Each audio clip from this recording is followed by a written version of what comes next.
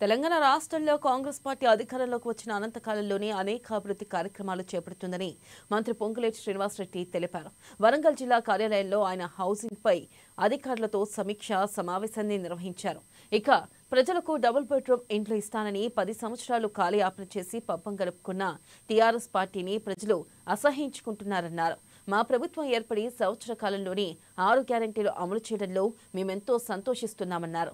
మా ప్రభుత్వం వరంగల్ నగరాన్ని హైదరాబాద్కు డేటుగా అన్ని హంగులతో అభివృద్ధి చేసే దిశలో ముందున్నామని తెలిపారు.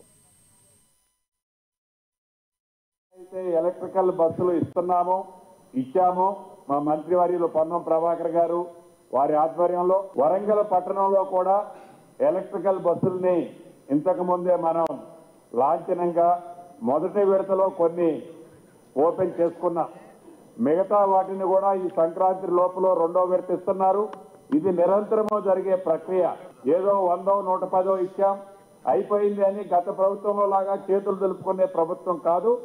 ఇది నిరంతరము కాలుష్యంగా కానీ ఇతరత్ర లేటెస్ట్ టెక్నాలజీతో దేశంలో మోడల్గా ఆర్టీసీని తెలంగాణ రాష్ట్రంలో తీర్చిదిద్దే విధంగా గౌరవ ఆ శాఖ మంత్రివర్యులు పొన్నం ప్రభాకర్ గారు నిత్యము తప్పిస్తూ అందరితో సంప్రదిస్తూ ఆ శాఖని వడివడిగా ముందుకు తీసుకుపోతున్న దాంట్లో భాగమే ఈనాడు వరంగల్లో ఇంతకు ముందే మనం ఓపెన్ చేసుకున్న ఎలక్ట్రికల్ బస్సులు.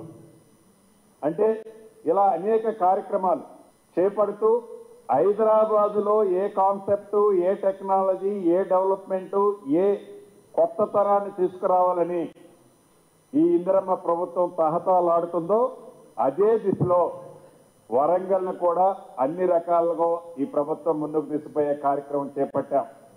ఇంతకుముందు చాలా విస్తృతంగా హౌసింగ్ మీద డిస్కషన్ చేసుకున్నాం. ప్రధానంగా ఈ హౌసింగ్కు సంబంధించిన దాంట్లో 2004 నుంచి 2014 వరకు అంటే ఆ 10 సంవత్సరాలు ఆనాటి ఉమ్మడి ఆంధ్రప్రదేశ్లో ఉన్న ఇందిరమ్మ ప్రభుత్వంలో ఇప్పుడు తెలంగాణ రాష్ట్రాల్లో ఉన్న జిల్లాల్లో సుమారు 25 లక్షల పైచీలకు ఇందిరమ్మ ఇళ్లు కట్టించిన ఘనత ఇందిరమ్మ ప్రభుత్వాన్ని.